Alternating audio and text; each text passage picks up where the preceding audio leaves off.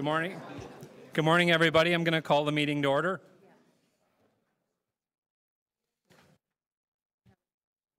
morning, everyone. I'm going to call the meeting to order and welcome everyone to meeting number 24 of the Government Management Committee. I hope everybody had a relaxing holiday season or you managed to catch your breath, and I want to wish everybody all the best for a Happy New Year in 2018. I'd also like to welcome Councillor Holliday, who's visiting us this morning. Good morning, Councillor Holliday. And for those in the room with us, there's a screen in the back corner there that provides real-time updates concerning where we are with the agenda and what's coming up next. And if you're so inclined to follow the agenda and debate on your computer, tablet, or smartphone, you can do so at www.toronto.ca/council. I would further like to acknowledge the Government Management Committee gratefully acknowledges its meeting on the traditional territory of the Mississaugas, the New Credit First Nation, the Haudenosaunee, and the Huron-Wendat, and home to many diverse Indigenous peoples. Our first piece of business, are there any declarations of interest under the Municipal Conflict of Interest Act? Seeing none, I need a motion to confirm the minutes from our last meeting on November 13th, 2017. Councillor Troisi, all in favor? Carried. The speakers, and there's no presentations this morning. We have one speaker listed on number 2, which is on the green sheets in front of you. Correspondence that came in, there is on number 4, there's a revised page 3. There is a decimal, you'll see it's highlighted before you. There was a decimal place put in the wrong spot. So the correct number is kind of bolded in gray. So we're just going to go through the agenda and see if anybody has any holds or concerns. So our first item is the consolidation of text of the Toronto Civic Employees Pension and Benefits Fund. That's the Civic one, the Metropolitan Toronto Pension Plan, the old Metro one, and the Metropolitan Police Benefit Fund. Councillor Davis moving adoption of the first one. All in favor? Carried. Number 2 is the feasibility of developing a Canadian content policy for Toronto's procurements and compliance with existing trade agreements. It's being held for speakers and... Yes, it is. Sorry, we have one speaker on number 2. I also have a motion. And you have a motion too, don't you? Yes. Okay. Number 3, implementation of the city's enterprise time attendance and scheduling system with Parks, Forestry and Recreation and the Toronto Paramedic Services. It's an update report. Councillor Crisanti is moving adoption of the recommendations. All in favor? There you go. I gave you one. I think your microphone's still on, Councillor Davis. GM 24.4, future operations for city-operated golf courses. I'm going to hold that. Councillor Davis, you're going to hold it? All right.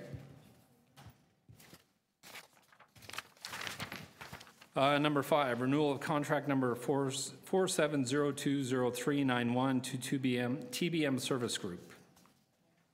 Councillor Davis is holding number 5. Number 6, grant of easements to Toronto Hydro for site-specific services at nominal consideration, including Downsview Park and Finch West stations. Councillor Davis moving adoption of number 6. All in favor? Carried. Number 7 is the acquisition of 126 Elmcrest Road for Parkland purposes in Ward 3. Move adoption. Councillor Davis moving adoption. All in favor? Carried.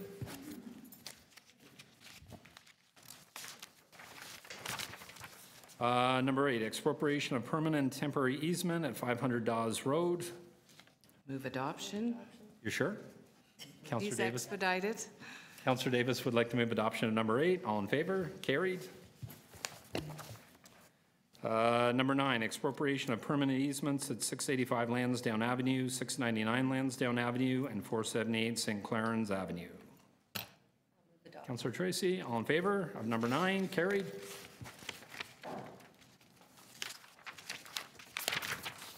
Number 10, expropriation of the rights of way easement, interest in favor of 40 Avondale Avenue over parts of 44 Avondale Avenue in Ward 23. Councillor Davis is going to move adoption. All in favor? Carried. Number 11, expropriation of 3300 Kingston Road in Ward 36. Councillor Crisanti is moving adoption. All in favor? Carried. Number 12, expropriation of residential condominium units at 414 Dawes Road in Ward 31. Move adoption. Councillor Davis is moving adoption. All in favor? Carried. Number 13, professional services for Uniface BV to support the City of Toronto's maintenance management system. Councillor, sorry, did I hear?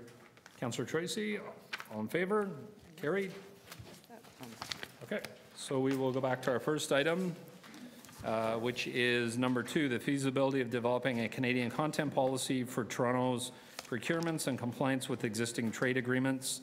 I have one speaker listed, Ms. Susan McMurray, the Executive Assistant for the Toronto York Regional Labour Council. Is Ms. McMurray here? Good morning. You can have either one of those 3 chairs. To turn on the speaker, you press the button in front of you. It should light up. The way we work here at City Hall, you have 5 minutes to address the committee. Each member of council has up to 5 minutes to ask you questions about your presentation, and then we take it what's called back into committee, where we ask questions to staff, and then we can speak to it and move motions based on what we've heard or read. So you have 5 minutes to start whenever you're ready. Thank you. My name is Susan McMurray, and I'm Executive Assistant at the Toronto and York Region Labour Council. Labour Council is the collective voice of labour for over 205,000 union members in the Toronto area. The City of Toronto has an economic development strategy that tries to encourage local production and local jobs. Labour Council has long been a strong supporter of local economic development opportunities. When they're done right, such development creates good jobs, adds to the city's tax and revenue base, and helps meet locally defined needs. And we believe that a Canadian content policy helps to create those opportunities.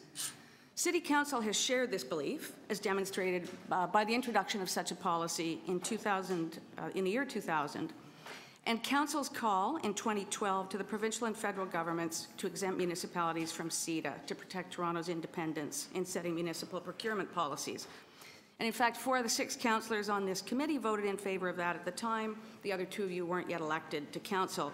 Swayed in part by one councillor's call to ensure that rules are in place to make sure that Toronto's small and medium-sized businesses are not outbid by powerful and politically connected European multinational corporations. Toronto is generally thought of as Canada's economic engine, and therefore a Canadian content policy for procurement can benefit Toronto directly because many Canadian companies are headquartered here, as well as so many of Canada's small and medium-sized enterprises.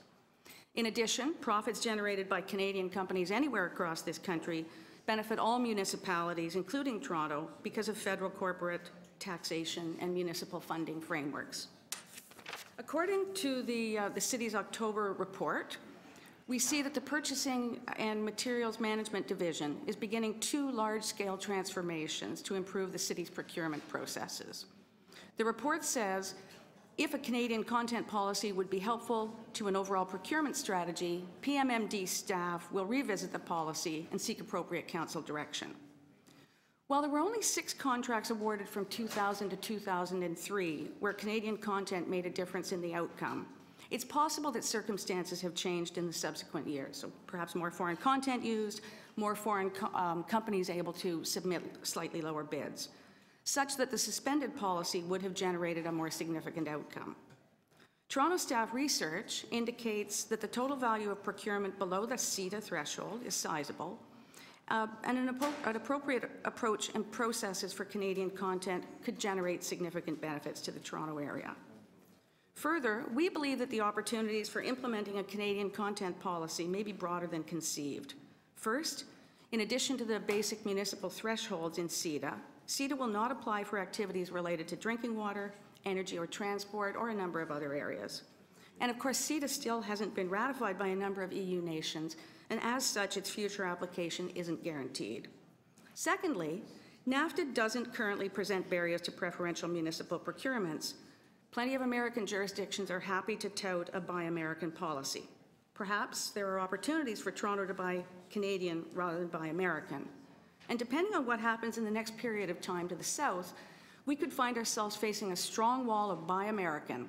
We would need to figure out a response that would safeguard us against having to buy lowest bid U.S. products or services while local Canadian companies are frozen out of those markets. Let us use Canadian content tools within the current framework of trade deals to encourage and support the use of Canadian goods and services while monitoring events, CETA, NAFTA, et cetera, so we have the flexibility to enhance a policy as more opportunities arise. The City PMMD is looking at strategic decisions relating to procuring certain categories of goods and services. Why not use strategic sourcing to encourage local economic development? If the approach and processes in the currently suspended Canadian content policy are not ideal, the City should research the availability of models used internationally. In that case, we recommend that consultations be held with stakeholders, including Torontonians in general, to hear their views on such a policy before staff report back. This issue has a lot of layers. It's a work and jobs issue, it's a social issue, and it's an economic issue in order to have a tax base that can support the services that we all need as Torontonians. But not least, it's a democratic issue, and that our City Council should be able to make the decisions that are best for Torontonians, not driven by the interests of multinational corporations who take their profits offshore. Toronto and York Region Labour Council recommends that the City of Toronto commit to include a Canadian content policy in the context of the procurement transformations that you're undertaking. Thank you. Thank you. Questions of the deputant? Councillor Davis. Thank you very much. So you point out that under the current trade agreements and CETA, well, first of all, we don't really know yet if CETA is going to be implemented, but that the thresholds in CETA, you said, there's still a lot of procurement that fall within that threshold that would allow the city to actually undertake some kind of preferential procurement. Yeah, so CETA will not apply for measures adopted relating to Aboriginal peoples, activities related to drinking water, energy or transport, and then other areas that may not affect city procurement, postal sector, shipbuilding and repair, general categories such as the acquisition or rental of lands. So those are, and also, those are as I recall, almost half of our procurement does fall under the threshold, or half of the contracts. 43% is what I have in my head on one of the tables. So I believe that information is in the report, and I'm sure that city staff could I will ask speak them to that. But I think there is still significant room, even within the current framework, that we could look at whether or not we could have some kind of preferential purchasing that would support Canadian manufacturing, use of Canadian goods, and supporting Canadian and preferably local jobs. Absolutely. It looks like there's a lot of room, even within the CETA rules, to Right. apply local procurement rules that would meet the City of Toronto's strategic objectives, including around local economic development. Okay, And create good jobs or support good jobs in the process. right. Okay, thank you very much. Thank you. Sorry.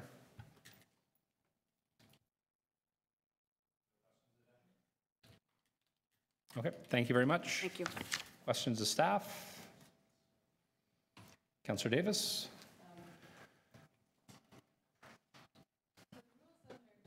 While the thresholds under CETA are fairly low, 50,000 for goods and services, and then $8.1 million for construction contracts. Is that correct?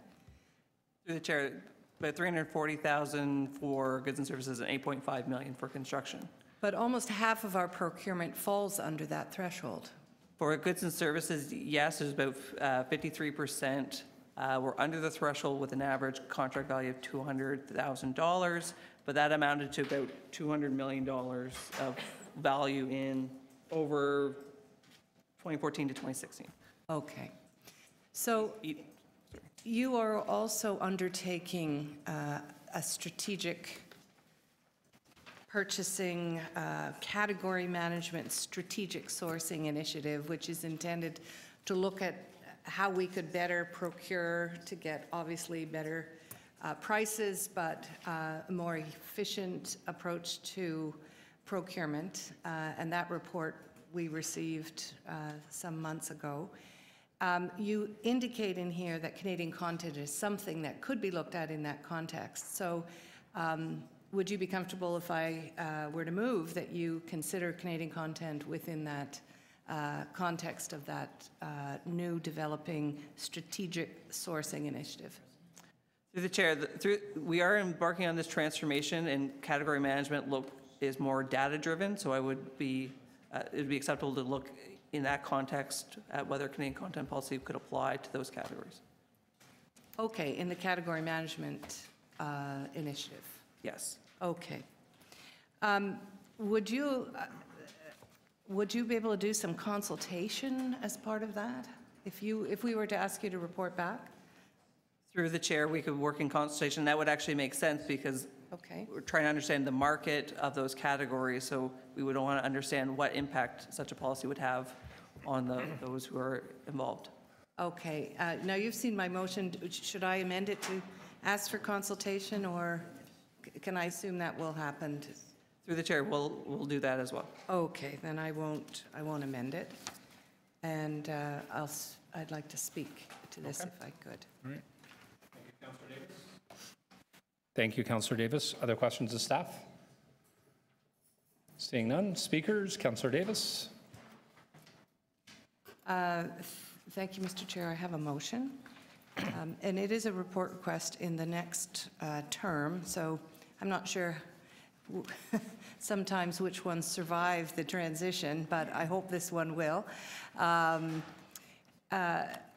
We have had a Canadian content policy in the past. It was suspended in, I think, about 2006 or somewhere around 2004, 5 in there. And since that time, there have been a lot of changes in trade agreements, both internal trade agreements and international trade agreements. And what this report essentially says is that CETA, which we weighed in on heavily actually and took a position to oppose, is now about to, we think, maybe, to be enacted and implemented. So what this does is CETA has some thresholds that say anything over, any contracts over $340,000 in goods and services and any contracts over $8.1 million in construction are governed by the provisions in CETA, but those beneath it are not. And so it gives us some leeway to operate within the trade agreement framework we currently have to look at whether or not we could be encouraging and stimulating some local economic development. Could we be purchasing local? Could we be purchasing Canadian, looking at products, and goods and services in a way that would help us achieve some of our local economic development objectives, which is to keep jobs here and to try and ensure that we are achieving some of our larger objectives. So that's the motion. It asks our staff to do it in the context of the category management and strategic sourcing initiatives. And I believe that they are able to do that and are supportive of the recommendation. We don't know what's going to happen to NAFTA. I was going to move a motion as well that you report on the status of NAFTA in this report, but I suspect that you would report anyway if there were to be any drastic changes that come about that would impact us. So I didn't move a specific motion to ask about NAFTA. Right now, we do have local procurement policies, but only in transportation. So TTC, provincial and federal governments do preferential procurement for the purposes of vehicles, and it's something I think we should be looking at. We spend a lot of money. We spend $200 million, did you say? $200 million of goods and services that we spend on everything from chairs to toilet paper, presumably, and we have the ability within the current rules to look at whether or not we could do some preferential sourcing to support Canadian manufacturers and good Canadian jobs. So this is asked for a report on how we might do that. Thank you. Thank you, Councillor Davis. Other speakers? You have a question of the mover? Okay. Yeah, no, good motion, Councillor. Just wondering why first quarter of next year? Can that be done sooner? I guess you've spoken with staff. The staff are taking their head. I have already pushed on this, and they're not in the position to be able to do it. They are hiring a consultant to assist with the category management procurement transformation project, and that resource is not available at this point, and so that will have to be built into the scope of what this new consultant They need the time. is going to do. All right, problem. Thank you.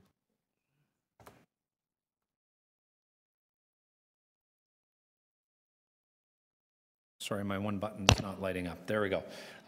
Further questions of the mover? Seeing none. Any further speakers? Seeing none, so we have one amendment. All in favor of the amendment put forward by Councillor Davis? Carries. Item is amended. All in favor? Carries. And our next item. Sorry. Next item is number 4, GM 24.4, future operations for city-operated golf courses. We don't have any deputants. Are there any questions of staff? Councillor Davis, you held this item.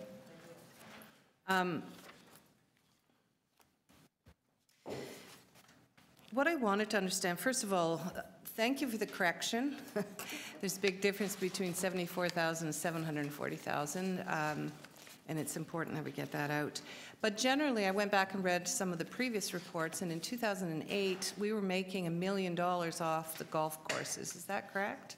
Since then, it's declined. I understand 15% usage has dropped, but generally, we've been making, in the last 3 or 4 years, about 250,000 net revenue minus expenses. Through the chair, that's correct. Pardon? That's correct? Through the chair, that's correct. Okay, so last year was an anomaly by that we lost 74,000 because it was a very rainy season. Is that right?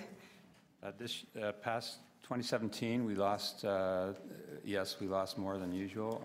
2016 and 15, we were also operating at a small loss. The report doesn't say that. The report didn't have numbers for 2017 yet. Our numbers for 15 and 16 were 47 and 74,000 respectively. That's a net loss. Okay. Operating costs over revenue. So, and you know, there are people asking why would we operate golf courses, and what are the how did we get this land? Is it fair to say most of the golf courses are in lands protected under the official plan, and that they are on ravine properties, and that they are protected lands, and the city has no intention of doing something because they can't to either sell or transfer these lands to any other owners? That's pretty clear, right? Through the chair, 2 of the golf courses are owned outright by the Toronto Region Conservation Authority. The other 3 all have portions of which are either TRCA-owned lands and or are all designated ravines. Right. So they're protected under the official plan environmental policy. Right. They're protected under Parkland zoning and as open space. And so yes, they are regulated valley lands largely. Okay. And we have golf courses like we have tennis courts, or we have basketball courts, although basketball courts are open, that's kind of different. But we have partnerships with tennis clubs, we have lawn bowling, we have curling. We have some of those sort of, how would I describe them?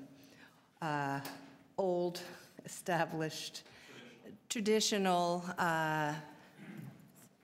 sports and facilities still that are in decline in use, but there is still sufficient use that we would want to still keep that activity accessible, I would assume, to the residents of Toronto, meaning both physically accessible and affordable.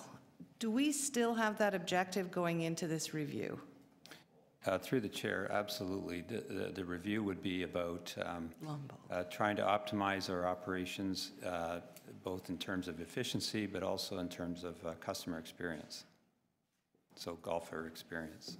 So this, I understand, you know, Dentonia is right on my border, and it's used heavily, a small 3-park course. Do we know, and could we include in this study, because I have a motion, that we make sure we understand who's using these, a profile of current users, age, residency, frequency and time of play, and a price demand analysis? Could we include those in the scope of this study? Through the chair, yes, all of that would be part of a scope of a study, because we need to have the full analysis in terms of who's using the courses, in all the demographics about that, even in terms of where they live, but also, you know, what their experience is on the customer service side, from food and beverage appreciation or not, right through to the counter services that we provide in terms of selling the So just so I understand the direction here, you're talking about looking at alternatives and alternative models. Right now, the 5 courses, 5 of the courses are, the golf course themselves are maintained by the city staff, the greens, all of the operation of the golf course itself, but the operations of the concession for food and beverages, rentals, all of that are done by third party. Are you looking to change that as well, potentially? Whether or not the city maintains responsibility for the golf course itself? So you're correct. That is the current model. We look after let's say, the turf, and then we have a business operator that operates the pro shops, the lessons, the programs, the cart rentals, the sale of golf paraphernalia, the tee time bookings, and so on. And then another contractor that looks after the food and beverage. Going into this could result in, we already know through surveys that are done in the golf industry that, you know, customer service is important, and so is food and beverage, the quality of it and how the customer perceives that service. We know those are things that they appreciate. We know that they appreciate technology, being able to book online and things like that. So we would look at all of those things. We would also look at the quality of service that we've been providing in the past and how that's different or maybe improved. But those are the amenities. Very last question, Councillor. Those are the amenities in the concession contract. I'm talking about the golf course operations. Are we looking at contracting out the golf course operation? We don't know what would come back in terms of an overall recommendation. It could be that some might be full lease outs and others might be city run, or some combination of existing or a totally new model. Okay, thank you. Councillor Tracy, questions? Thank you, Chair. And just feeding off of Janet David's question, we're really in the business of park maintenance, correct, Richard? That's our expertise. Through the chair, yes, we are parks experts. Okay. Just a couple questions, Richard. Sorry, my back's towards you. In terms of the 2 leased courses, what annual revenues are generated from the leased courses? And does the city control the cost of green fees? The city has 2 leased courses right now, Royal Woodbine and Centennial Park out in Etobicoke. Both of them are in Etobicoke. They're legacy models under the Etobicoke governance model from the 90s, and those courses are fully leased out, not run by us, but they are on city property. Both courses bring in about $110,000 a year each. And the fees, I believe you mentioned, we only review the fees for Centennial, and we review them not so much to govern them so much as just say that they're within a decent ballpark price for the experience. Right. Thank you. And the major issue, the funding of both the short and long-term issues that you've identified on page 4 of your report, is that correct? Correct. There are things that could be improved, and they're sort of outlined there, and those stated good repair costs of maintaining assets within golf courses is also important to us because we do have a large state of good repair backlog, and that's been fully outlined in the facility master plan. So we have to consider golf in relation to all those other costs that we as a city have in terms of parks maintenance. And I'm right to assume that basically the objective of the current model is to operate on a break-even basis to ensure access to golf facilities to Toronto residents that might not normally be able to afford private golf courses, correct? Through the chair, the objective isn't so much break even, but a good quality golf experience at a low or reasonable price for seniors, juniors, adults, and so on. Our model has always been trying to deliver golf at a reasonable rate so it is accessible to all folks, not just people with lots of disposable income, but also to others. Just one last question, Richard. How many acres are dedicated to the 5 courses? The exact acreage, I don't know, but it's roughly 400 acres. Maybe 410, somewhere in there, in total. Great. 405.1. Yeah. Great. Well, I just want to say that I support the recommendations because municipal golf operations are not unusual in North America. Los Angeles, Calgary, Vancouver, Hamilton, and many other municipalities operate directly or through a variety of service models. And like lawn bowling, I think, oh, sorry. Okay, sorry, just questions. Oh, I thought there was a question at the end of that. Done with questions? Well, I was just going to say, yeah, it was going to be posed as a question that our intent through this whole process is to maintain and keep them, correct, Richard? Through the chair, yes, our intent is to maintain this as city green space, park space. These are parklands and need to be viewed and protected and maintained as parklands. In their current state, they represent multi-million-dollar investments to be golf courses. And so the intent at the moment is to maintain them as golf courses, correct? Great, thank you. Okay. Thank you, Councillor. Councillor Crisanti, questions? Yes, thank you, Mr. Chair. So we lease 2 out of the 7 only, is that correct? There are 7 golf courses on city lands in Toronto. We lease out 2. So the 2 that we lease out entirely, the operations, everything? That is correct. The maintenance of it, the works? Yes, these are long-term contracts that have been in place since the former city of Etobicoke. And our revenue on those 2, I know you just mentioned it 3 minutes ago. What was that? Through the chair, it's approximately $110,000 each per year. And so where did we incur the losses? On which other, courses did we actually incur losses? Well, through the chair, for the last 3 years, including 17, we've incurred losses on Dentonia, Tam O'Shanter, Humber Valley, and Scarlett, and Don Valley. So pretty much all? I'm lumping those together. Those 5 together have incurred losses. If you look at them course by course, some have made some money and some have lost a little bit of money. So in your review, will there be any consideration given to maybe leasing out the operations and maintenance of all the courses? And and you know, putting it in the hands of experts entirely, and we just collect our rent and percentage rent or whatever best deal we can get from everybody. Through the chair, the objective of this isn't to sort of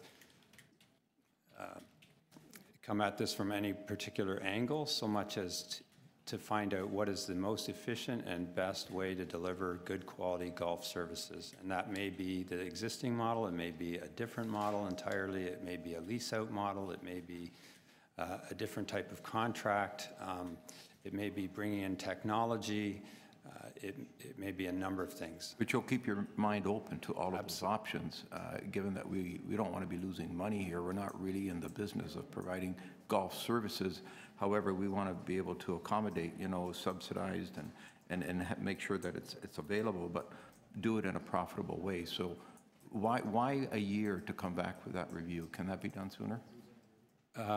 Through the chair, the review could take less time, we're not sure, but we do have to set up a contract, get in a consultant, the requisition and all the work through purchasing needs to be done. We need to bring in an expert, select that expert, give them time to review our operations, ideally in a year when we're operating, and then give them time to make recommendations. And depending on how drastic those recommendations are, that's where the real time may come in. If they're simple recommendations, easy to implement, it may take less time, but we would bring forward a report in 2019 for that. So we're giving ourselves enough time to be sure that we can actually make our deadlines. But the report will be comprehensive, so it'll include any and all suggestions that we could have an open discussion and debate about it and hopefully come up with the right direction. Through the chair, that is our intent. All right, thank you.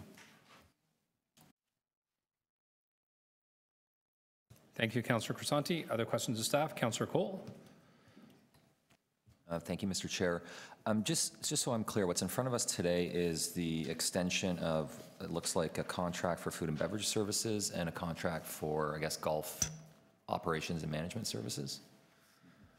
Through the chair, that is correct. It's the contract for food and beverage and the contract for the golf pro shops and all the lessons and tea time sales, cart rentals, and so on. And those are separate providers? Currently, they are separate providers. I guess two questions. One is, was there any ever thought to going out to tender for these contracts? And secondly, is there an analysis or thought that there could be a combined service provider for both? The answer is yes to both questions. However, right now, because we're in January and we've got to be operating in already in April or even March, they've got to make arrangements for cart rentals and so on. We need to extend the existing contracts. But these are extensions for 3 years. So I understand the urgency of a golf season, but why then a 3-year extension for both contracts? The extension is for 2 years plus an option for possibly one more. The reason for that is we're not sure how much time this will all take in order to not only do the study and consider the recommendations, but then implement those recommendations or make plans to implement those recommendations. If they're simple, there probably would be no extension. If they're more complex and time-consuming, we might need an extension. Rather than coming back to the committee and asking for authority in 2 years to do an extension, we'd rather just have that now so the operators know this is the amount of time we're operating depending on the outcome. Okay, so it's the urgency or the seasonality of the nature of golf that is leading us to extend contracts as opposed to going out to the market. The reason why we'd like to extend the contracts is because the contracts ended in November. Mm-hmm. So we currently do not have contractors in place, but we've talked to both contractors and they're willing to extend a little longer while we undertake a comprehensive review. But we won't, you're not worried that it would be suggested that this is sole sourcing this work? No, we've worked through purchasing on this, and purchasing is okay with the model that we're proposing here. Okay, thank you. Thank you, Councillor Cole. Councillor Crisanti, you had one question, I believe you said you missed. I did actually, and thank you. On the actual recommendation, so recommendation 1 speaks to a 2-year extension. Recommendation 2 speaks to a 1-year. Why not do both 1 year? Is that doable? Of the extensions? Through the chair, I'm not sure where you're getting the 1 year, but Well, no, but recommendation number 2, or unless I misread it, to extend for a further 1 year is with an that's an option to extend with a further 1 year. Yeah, sorry, I misread that. So yeah, it's 2 years for both. So the question is, why not 1 year on both? So this way, when the review comes back, we have options. through the chair, they're both 2-year extensions with options for 1 more year extension. No, I understand, but why not 1? And the reason why it's 2 + 1 is we feel it might take, well, it will very easily take 2 years. We will not be ready at this time next year to award a contract under a revised model based on work that's been done in this year to review golf. There simply isn't enough time to do all that work. So we need 2 years. And we could possibly need time even for a 3rd year. That's why the option is there for that 1 year extension. So you need 2-year minimum, in your opinion? We could. We need 2-year minimum plus a 1 year extension. I'm not sure if purchasing would like to explain the intricacies of that.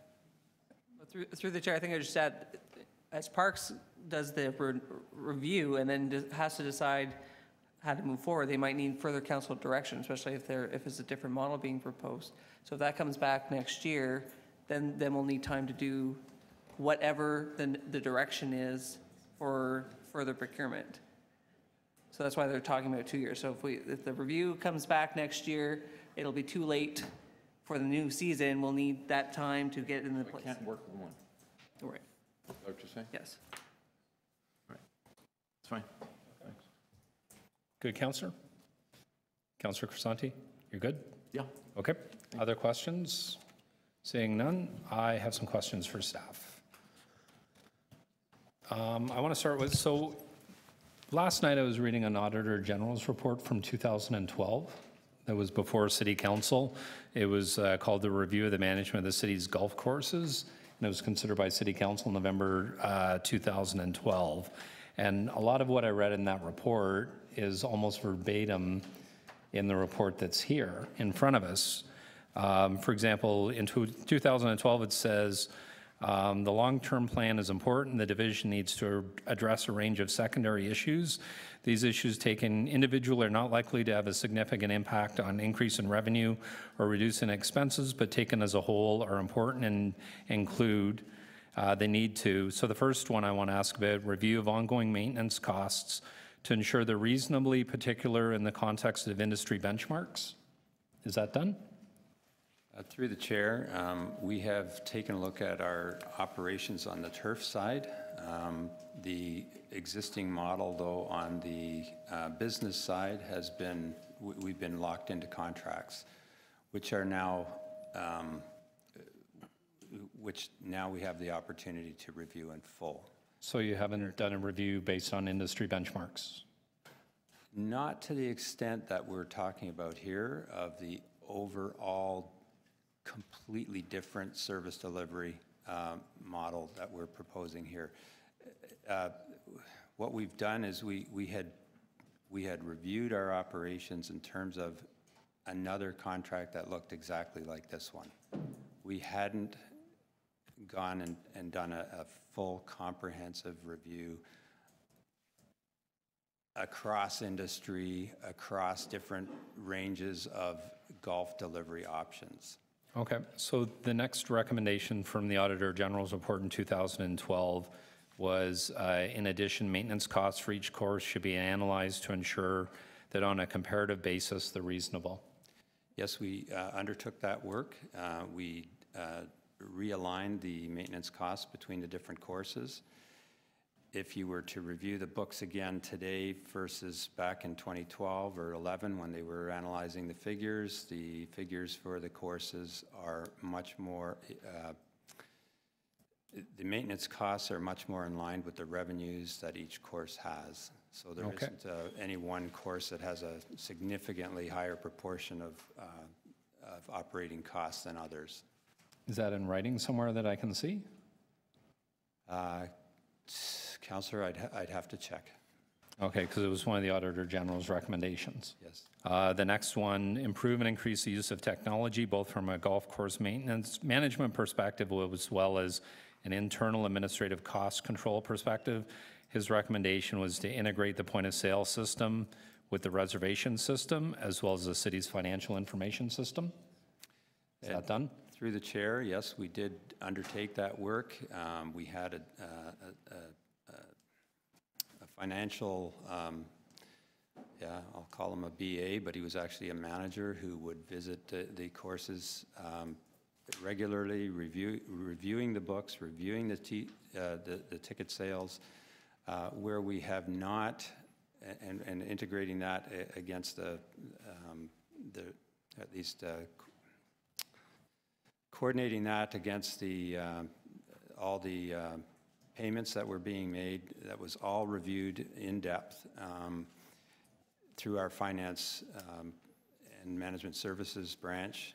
The part that we have not managed to get in place is the technology side. We did not deliver a online ticketing solution. So you cannot book tee times yet on our courses online. We tried, but we fell short of that one. Okay, so the recommendation says to integrate a point of sale system, so that's not done yet? We have a point of sale system that is integrated into the finance system, so the sales go directly in, as I understand it, although I'm not an expert on that, but the sales there are no longer, just held off a week or two until the company pays us back for all the sales they've made. It's all delivered. Okay, and it's integrated with the city's, it's integrated with the reservation system as well? Yeah. Okay. That is correct. However, the caveat there is we did not deliver a point of sale system that is online. We do not have an online ticketing system. You still have to call us or come in person. Okay, when do you expect it to go online? Well, as I mentioned, we attempted that. Our attempt failed because the city did not have a cloud-based policy yet and I think there were privacy issues with the bids that we had because they were cloud-based solutions. The city at the time did not have a cloud-based solution or a policy for that. If we were to do that again today, we would be successful. Okay, because it's one of the Auditor General's recommendations from 2012. That's correct. Right, okay. The other reference in the report, it almost mirrors the 2012 Auditor General's report, where it talks about the need for mobile tee time reservations, flexible fee structures, and updated and expanded facilities. So I'm trying to understand why the Auditor General is recommending that in 2012 and we're in 2018. None of that's been done. The Auditor General's recommendations for expansion of existing facilities was to use the revenues, the excess revenues over operating costs to also improve and expand the facilities. So we unfortunately have not had that kind of revenue. We did in 2014 already have a slight excess in revenue, and we put that back into capital investment. Okay, but I'll point back to the Auditor General's report in 2012, and says these issues taken individually are not likely to have a significant impact on increasing revenues, but taken as a whole are important and need to be done. That's correct. Okay, and then I guess I've got two last questions. In 2012, the report suggested incentive provisions in the long-term agreements with Golf Plus be negotiated, and I don't see any mention of that in the 2018 report before us. Is that something that staff aren't interested in doing or don't want to do, or? The reference there is to a company that basically takes slack times and markets that as a differential round cost. So let's say you have a slack time on a Friday afternoon, and the normal rate is $40 a round. Sorry, Rich, I don't mean to interrupt. I'm over my time, but I know what that means. I'm not trying to understand. Okay. The Auditor General asked you to do it in 2012, or asked staff to do it in 2012, and it hasn't been done yet. So my question was, are you not interested in doing it, or you don't want to do it, or you don't think it's appropriate? Councillor, we did answer that question in a report, I believe, when we reported back on marketing through group rates, volume rates. So we put volume ticket sales together and we brought that to council. Council approves all the fees for all services that we provide, including golf. So that didn't leave us the flexibility to go to a company and say, well, take our fees and slash them and sell them for us. But what we did instead is we brought a report to council, and I don't remember the year of it, but where we brought sort of volume sale marketing options to council, and council approved that, and we did put those in place. Okay, so can you send me the link to that, because it's not mentioned in this report and I don't recall it. We'll definitely send you the link. Okay, And we're definitely open to the idea. It's a great idea. Okay, and then the last thing, I guess the biggest concern I have is so we have a report before us, you're asking to extend a contract because it's expired, and I don't understand why you're bringing this to the committee after it's expired and not before. Like now, like you've put us, basically you're forcing us to approve a contract extension after the fact, after it's expired, and I really don't understand that. The work that's been done is we did a full market assessment that we didn't think would have as much uptake as it did. Then when it did, we did a full market assessment. That came back with, there are some options and alternatives you ought to explore. We put it out there as a request for expression of interest. We got more interest than we thought we would get. We thought we would get that through as a differential model for starting this year. We were working toward that, and it's proved a lot more difficult than we thought it would be. And so we are behind on the timeline. We're much further behind than we thought we would be. Okay, all right, thank you. Speakers? Mr. Davis, did you want to speak, or do you have another question? I'll just go ahead. You can ask. You can ask another question if you want. No, it's okay. All right.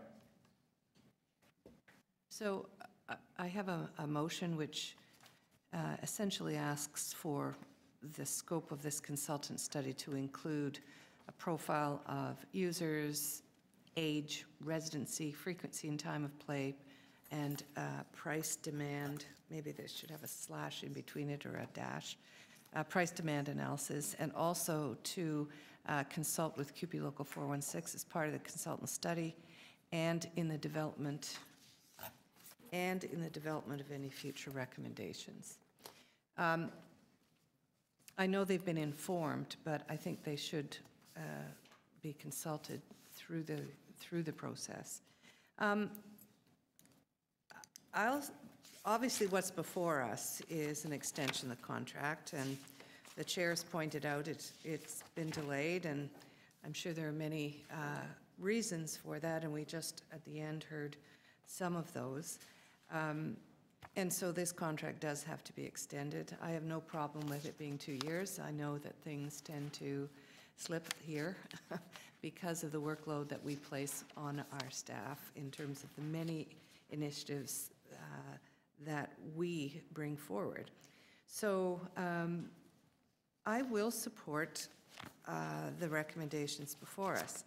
It's clear, though, that embedded in this report is an alternative service delivery model study. And that study, as I heard closer to the end being called, it looks as though we were already well down the path, but it was difficult to developing what I heard was not an alternative, I can't find it. Anyway, an alternative model. But I also heard in answer to Councillor Troisi's questions that in the current model of leasing, just simply leasing those lands out to a third party to operate, we don't control the fees, the green fees. We have very little say, it sounds like, in terms of how those services are delivered. So we do a good job of maintaining our golf courses.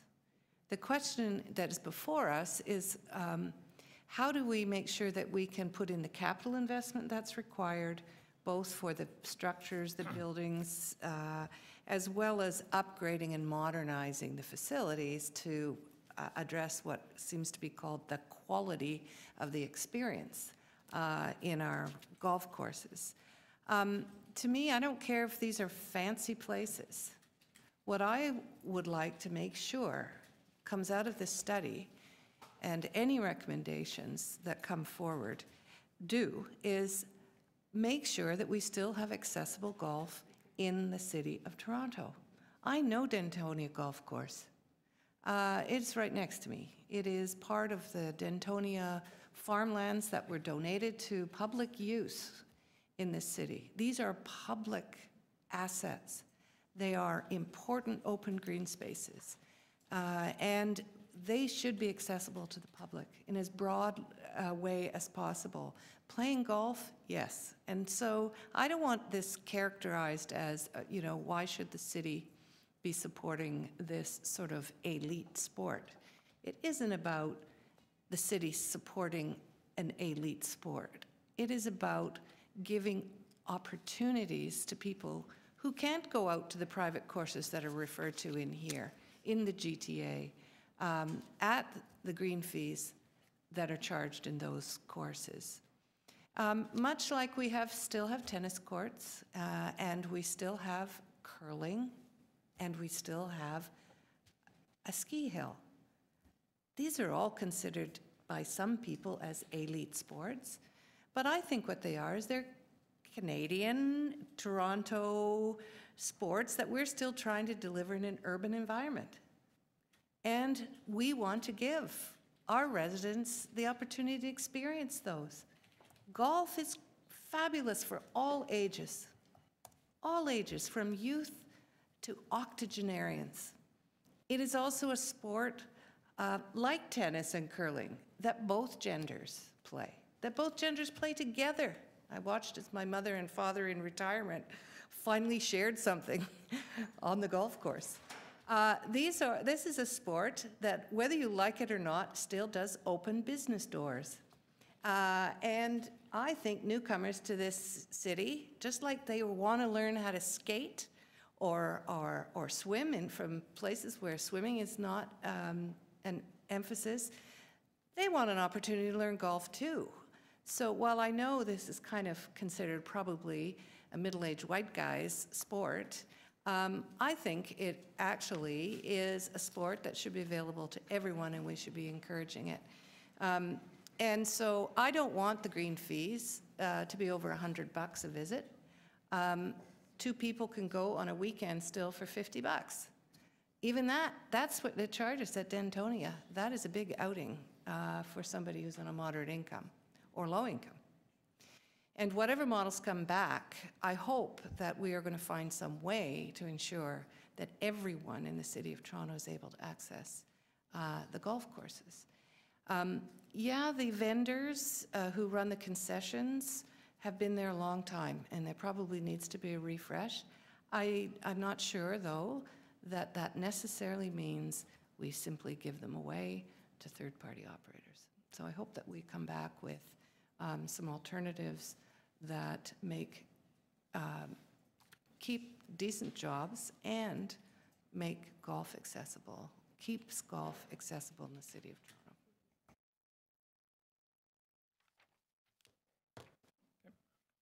Thank you, Councillor Davis. Other speakers? Councillor Crisanti. Thank you, Mr. Chair. So I've just been reflecting on this very carefully, and I was going to let it go, but I think it's well worth putting on the table. So I'm going to move a motion that amends the two recommendations, the extensions to 1 year and not 2. And the reason I'm going to suggest that, and I'm not going to get into the merits of the sport. Councillor Davis did a great job of doing that. But on the business side of it, what I heard from staff earlier is that collectively, these courses have been losing money. And I think we're getting a review that's coming back. We have the option to renew for another year, but it gives us more flexibility. I don't think we should lock ourselves in for 2 years. Let's do it for a year.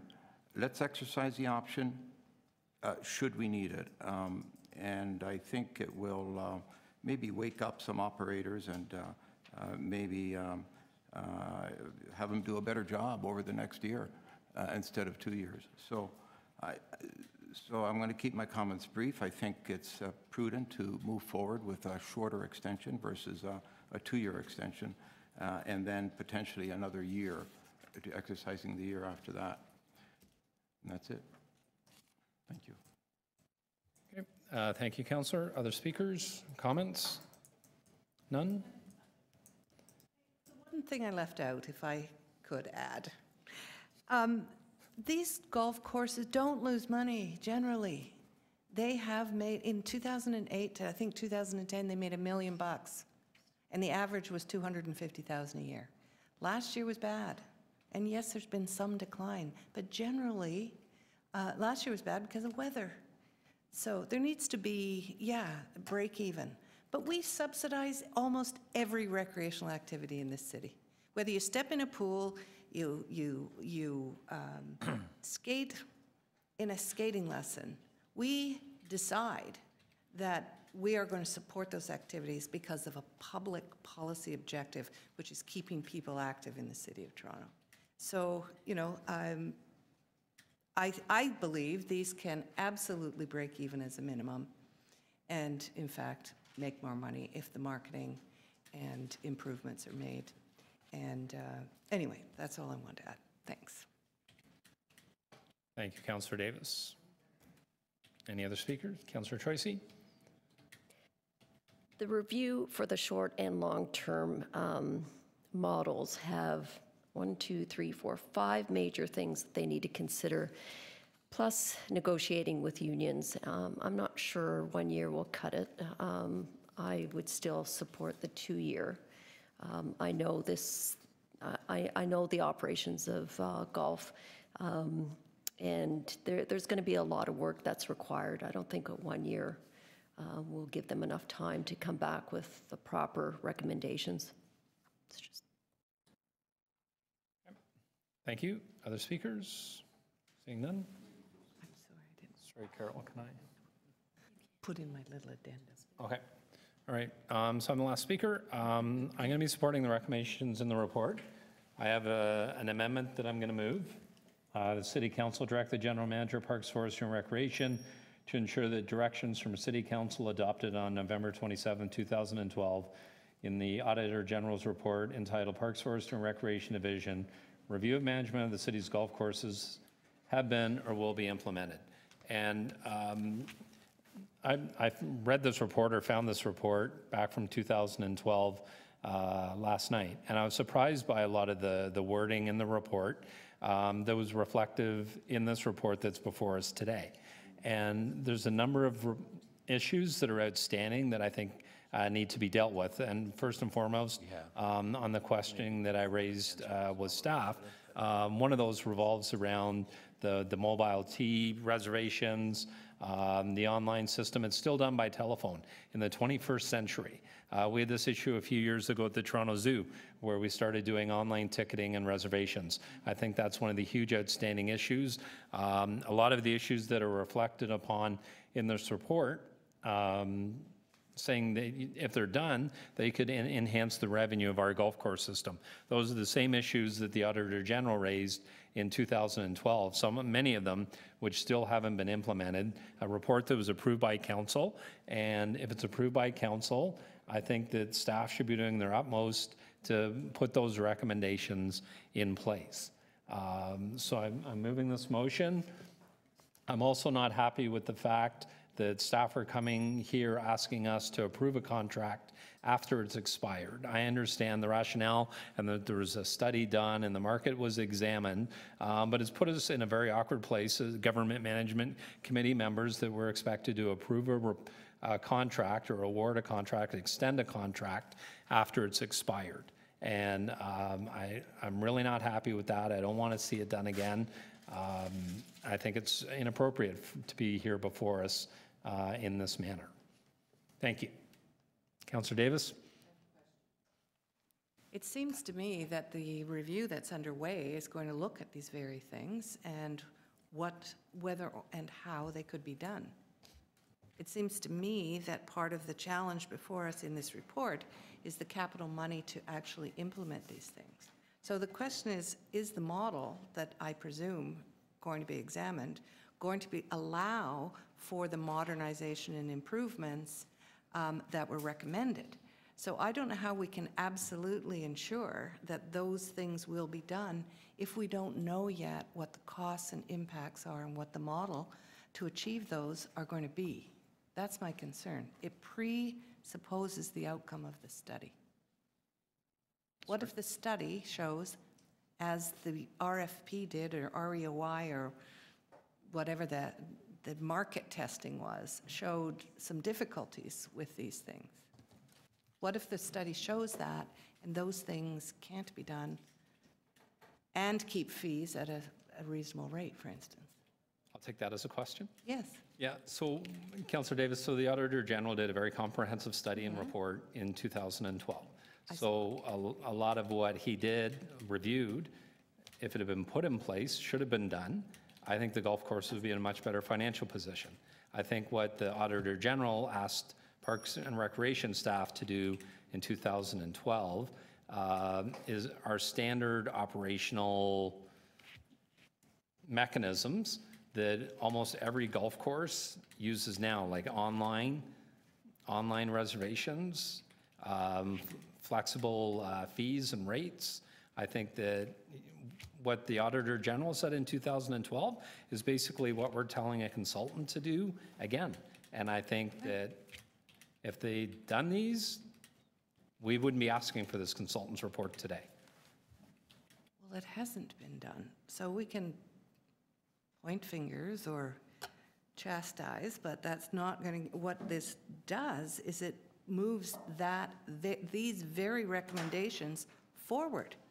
So I don't know how we can demand them to be implemented until we get the report back on whether or not they're feasible, what the impact is on the service, how are those capital costs going to be paid, and that's the very subject of the study that is going to be done by the consultants. Well, it wasn't done before. The Auditor General did it in 2012. And so they're attempting to recommend the implementation of the recommendations of the Auditor General. Or some of them have been done, there were snags, I don't know, but I don't want to presuppose that they will be implemented. Well, that's the motion I'm putting forward. I don't, you know, the Auditor General's report, the recommendation should have been put in place after 2012, and they should be put in place Why now. don't we say are addressed in the study and any future recommendations? I'm fine with that. Okay. Are addressed in the study and any future recommendations.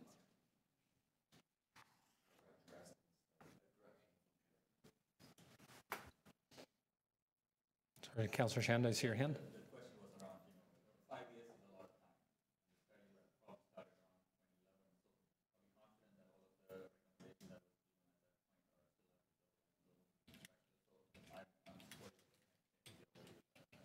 I think, Councillor, from what I heard from Mr. Robbins, that a lot of the recommendations, they're either in process or partially done. For example, he mentioned issues around cloud computing, which we've undertaken and dealing with, and that's, you know, something that should be dealt with.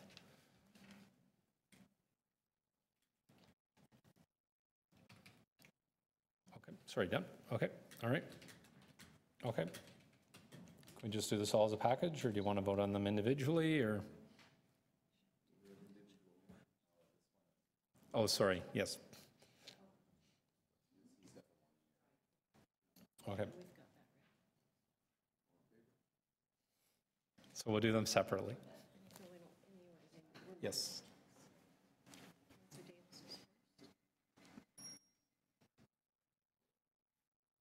So Councillor Davis's motion first. All in favor? Opposed? That's Councillor Davis, you didn't put Why your... does it say city council? Councillor Davis, Sorry. you didn't vote. No.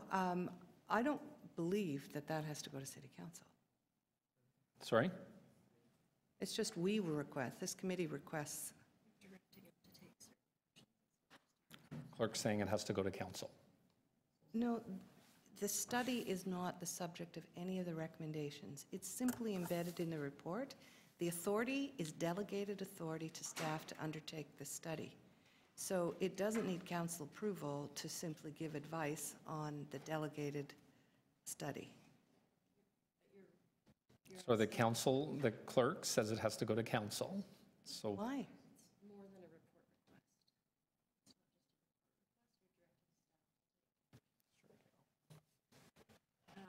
You're directing staff to take certain action as opposed to just asking them to report back. You're asking them to go out and do something, take direction from you. So that should be city council directing staff. If it was a report request back, then it wouldn't need council approval. It is coming back. It's a study and a report back. So it is a request to include in the study, which is coming back as a report. do you want to reword your motion? That the Government Management Committee request. Can we do that? We'll find out if we can. We'll word it that way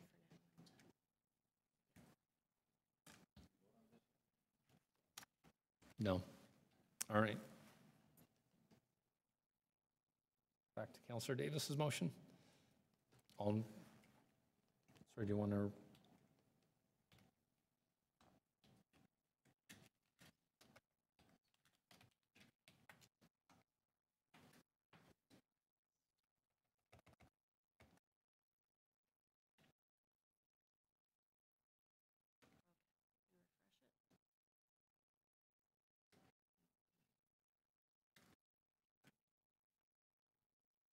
What you wanted, Councillor Davis? Okay, all in favor?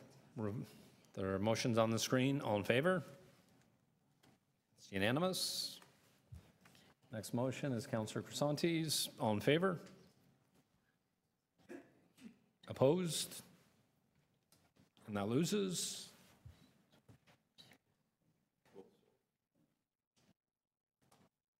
Next motion. And that's mine. All in favor? Opposed? That's carries. And then item as amended, all in favor? Opposed?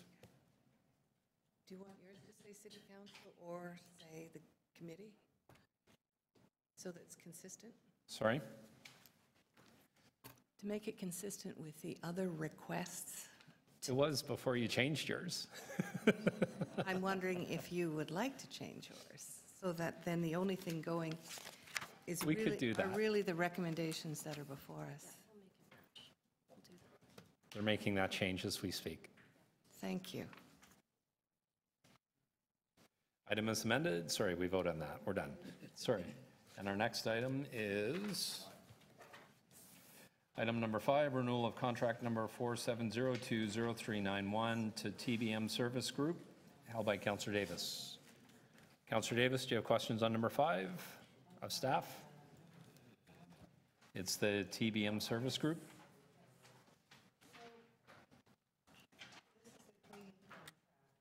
I have this on, yikes, on my computer. Sorry, do you have questions? I do. This is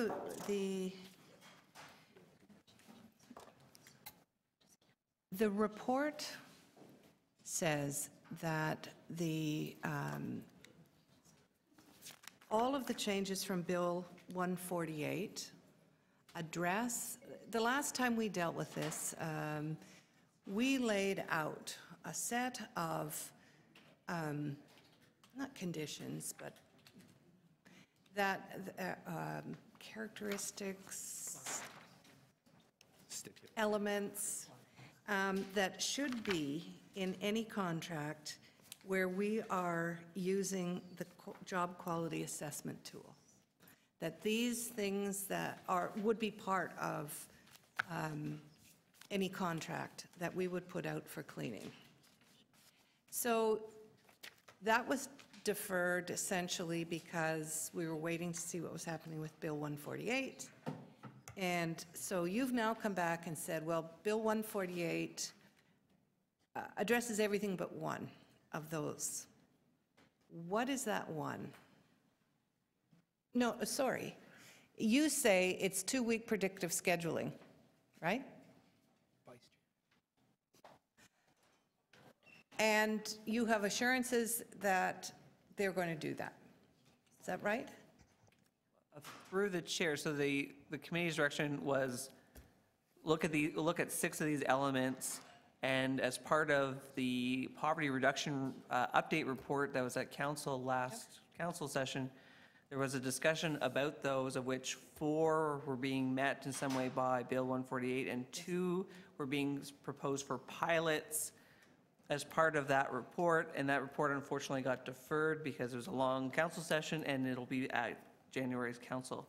So that's all, things have kind of gotten out of sync, unfortunately.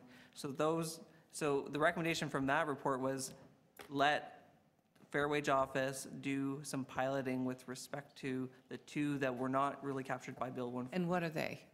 If I recall correctly, it had to do with Living scheduling wage? And, not scheduling. Equitable hiring was one, and then, what was the other one? Right. Just one second, I have.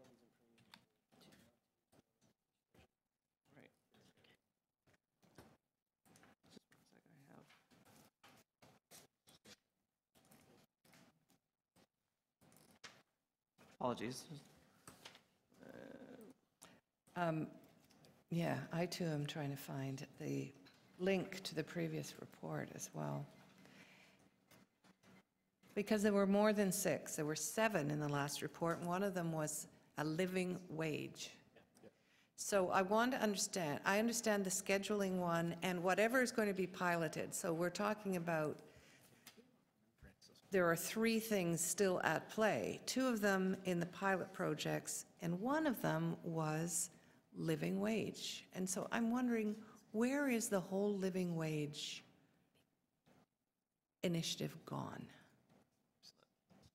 Through the chair, the EX, the staff report for poverty reduction talked about living wage in the context that as far as Bill 148 was concerned, the fair wage schedule is being updated. I believe SDFA was still looking at when they might report back on a living wage, but they weren't recommending that at the time. The 2 things that were missing were the fair scheduling as a standard in city contracts and the fair and equitable hiring as a standard. So where is that in a pilot project?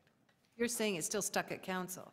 Currently, it's not in because the poverty reduction report asked for permission, asked council to, as part of the budget process, give the resources required to do the pilot project. So it's kind of in the budget process as part of the poverty reduction initiative, and there's the actual report itself, which is going to be at January's council. So how long is this contract for? Through the chair, it's a 5-year contract. We've gone through 1 already, but it's renewable every year. So how are you then able to make any adjustments in that contract next year? Or is it, or the terms and conditions, what we approve, if we were to approve it today? Because as the CPO said, it's kind of out of sync now. So these initiatives, we don't know whether any of this is going to proceed. Last question, And how are we getting it embedded in this contract retroactively? Well, currently, through the chair, currently the contract is renewed at the end of this month. But however, having said that, we have taken many of the elements that were brought forth with us, and they have been also embedded with the original contract.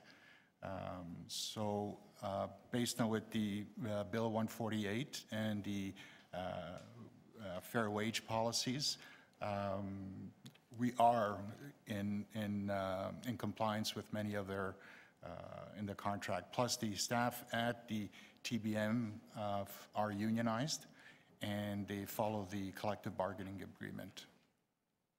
But we don't even know what those things are in this report. You're over 6 minutes. Last question. Well, like another round. It's not before us what's getting embedded in this contract. No. Right, so you're amending a contract? No, we're not. We're just renewing it. Then how are you adding the new bill, for instance, the Bill 148 provisions? No, we just look at what Bill 148 requires us Yes. to do, and we're looking at the current contract to see, just to match it, to see where we stand on that. Well, that's what I want. Thank you, Councillor. No, I'm sorry.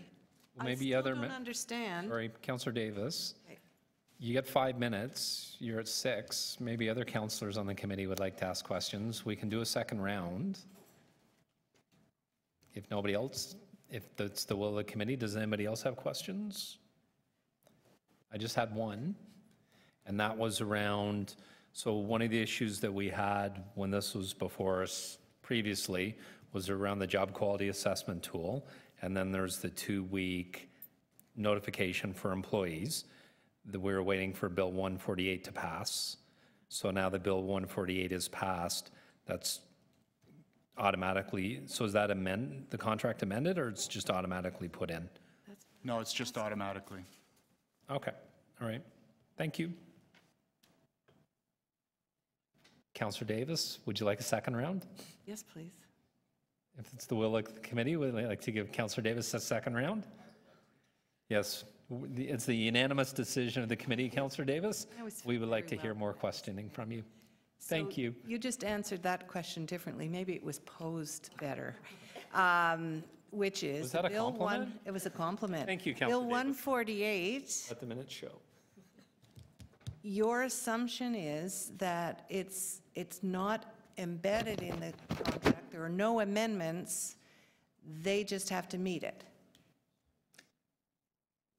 The TBM has already approached us with the differences that was in the contract, and after review, we noticed that they are either in a better position than in Bill 148 or match what Bill 148 already had done. And that was already included, without our knowledge, what the final results with Bill 148 would have been.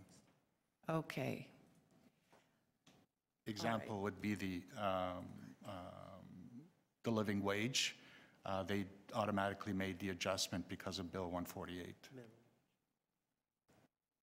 But that's not the living wage. That's a whole That's the other minimum issue. wage. Minimum wage. Yes, New apologize. increase minimum.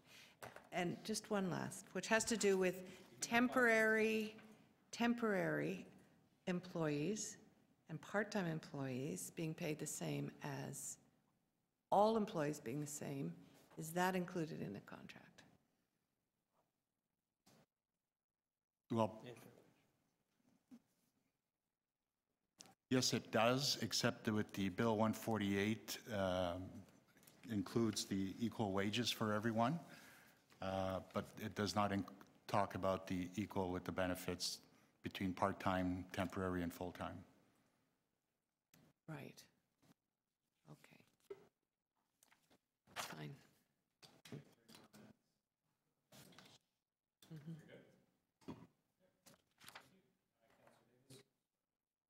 Councillor Davis, you held the item. Did you want to speak to it? Well, I didn't understand why it was just received for information, other than, I guess, this is going ahead. And I suppose that means because it's delegated. and this is just an information report. I mean, I just didn't see all of the things that were supposed to be addressed in here in this report, and I still disagree with contracting out these cleaning services, so that's just, Would you like to move the recommendations, receiving it for information? no. Sorry? No? Okay.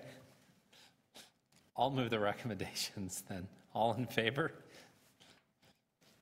Opposed? Councillor Davis is opposed. Wasn't recorded, so we're all good. Motion to adjourn. Councillor Shan? All in favor? Carried. Thank you, everyone.